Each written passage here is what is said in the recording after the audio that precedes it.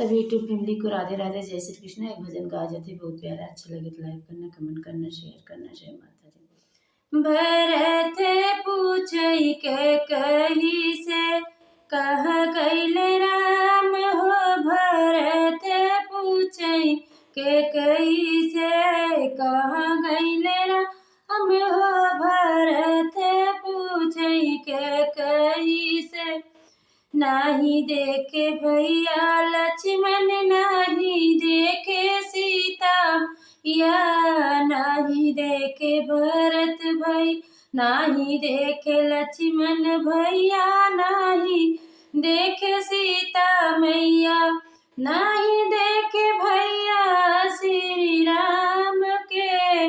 भरत पूछई के कही से कहाँ गए राम हो, भरत पूछई के कही से कहाँ गए राम हो, भरत पूछ के कही से बने गईले लक्ष्मण भैया, बने गईली सीता या, बने गईले लक्ष्मण भैया, बने गईले सीता मैया, बने गईले श्री राम भैया, बने गईले श्री राम।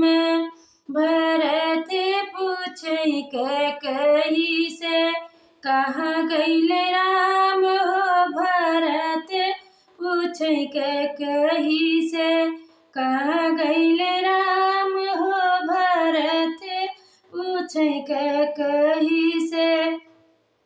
ऐसन माता जी के कतहु न देख ली, ऐसन माता जी के कतहु न देख ली, भेज दिली भैया श्री राम जी के बनवास हो, भरत पूछई के कही से कहाँ गईले राम हो, भरत पूछई के कही से कहाँ गईले राम हो, भरत पूछई के कही से।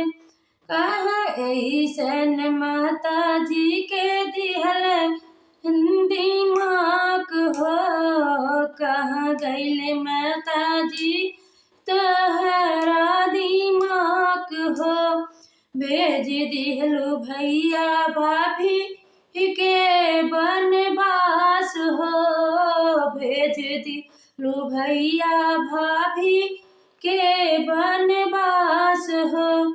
तीनों लोक में अरे कैलू बदनाम हो, भरत पूछई के कही से कहाँ गईले राम हो, भरत पूछई के कही से। भरत पूछई के कही से कहाँ गईले राम हो, भरत पूछई के कही से। भैया भाभी जी के दिहु बनवास हो, भम के निराज बिनु भैया बन भेज दिहलु, कही दिहलु सारे जग में हमें बदनाम हो, भरत पूछई के कही से कहाँ गईले राम हो, भरत पूछई के कही से कहाँ गईले राम हो, भरत पूछई के कही से।